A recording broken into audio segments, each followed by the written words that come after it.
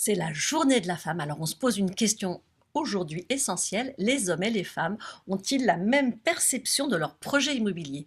On en parle tout de suite avec Séverine Amat. Bonjour Séverine. Bonjour Ariane. Alors Séverine, vous êtes directrice des relations médias Logikimo Se Loger et à l'occasion de la journée de la femme, vous venez de réaliser une enquête, votre dernier observatoire de l'OMI. L'OMI, c'est l'Observatoire du moral immobilier. Vous publiez les résultats aujourd'hui. C'est ça. Et cet observatoire livre une perception qui est différente quant à la femme et l'homme vis-à-vis du projet d'acquisition immobilier.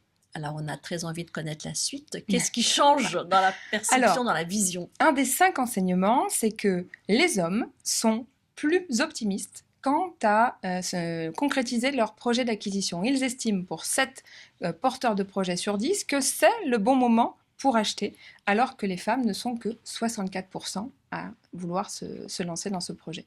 Donc, ils sont optimistes sur le timing. Ils se disent, il y a une fenêtre de tir, c'est maintenant. Les hommes se disent, c'est maintenant, c'est le bon timing. Alors, dans tout projet immobilier, et c'est le second enseignement, il y a un passage obligé par la concession. On n'a pas forcément le bien que l'on a critérisé au départ. Et là encore, les hommes et les femmes se différencient quant à la perception de leur concession.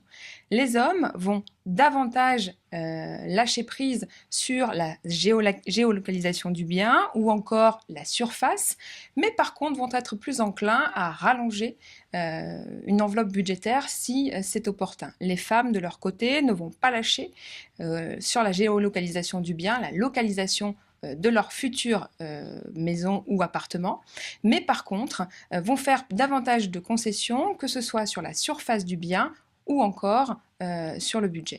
Et alors, au niveau de la négociation, comment ça se passe? Alors, la négociation, là encore, des différences qui existent. Les hommes vont davantage et systématiquement négocier le prix d'un bien, alors que les femmes, elles, vont être davantage sur la réserve et négocier quand elles jugeront que c'est nécessaire. Donc, les hommes se démarquent en négociant, en voulant négocier plus. Tout à fait. Et c'est ce qui fait peut-être que les femmes considèrent que les bons biens partent plus vite aujourd'hui. Elles leur en veulent? Pas du tout. Puisqu'in fine, ils se retrouvent toujours dans la concrétisation de leur projet. Et c'est le plus important. Alors, vous avez un conseil justement unisexe à donner aux hommes et aux femmes pour bien réaliser son projet aujourd'hui? Alors, pour bien réaliser son projet, il y a un certain nombre d'étapes et de conseils à respecter. La première des étapes, c'est de bien définir son pouvoir d'achat immobilier. Ensuite, de critériser un certain nombre d'éléments qui pourront changer au fil du temps et au fil de la recherche.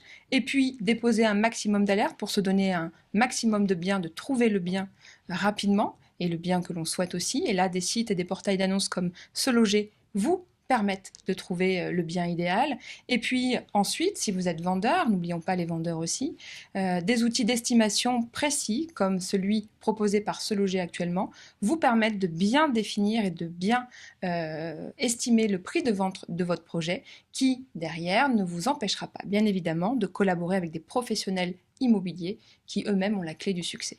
Alors, dernière question, qui est-ce qui a le dernier mot dans un couple au niveau de l'achat? À votre avis?